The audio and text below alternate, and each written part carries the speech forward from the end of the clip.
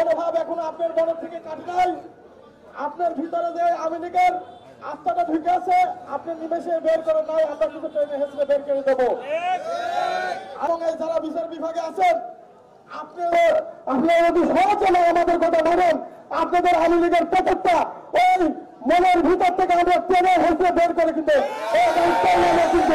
ওই সব মান্নান সার্বিয়া যেমন রাস্তায় লাঠি নিয়ে বসেছিল, আমরা কিন্তু লাঠি নিয়ে থাকবো না। আমি পিঠের চান্দা তুলে দেবো, কিন্তু এই হাতে যে হাতে গুলি খেয়েছি, এই হাতে এমন একটা চর মারবো যেটা এখন হাতে লাগে যাবে। বলতে চাই, গুলি খেয়েছি, মরি নাই, জীবিত আছি। এখনো সাবধান হন, খবর না নাই কিন্তু আপনি কিন্তু যে সরকারই হোক, হাসিনা সরকারের চেয়ে বড় সরকার নয়। সাবধান হন, নাই কিন্তু দাদার দেশ। লাস্ট টাইম দিলেন, আপনি ভালো হবেন, না আমাদের রূপ দেখবেন। ধন্যবাদ, সবাই ভালো থাকবেন।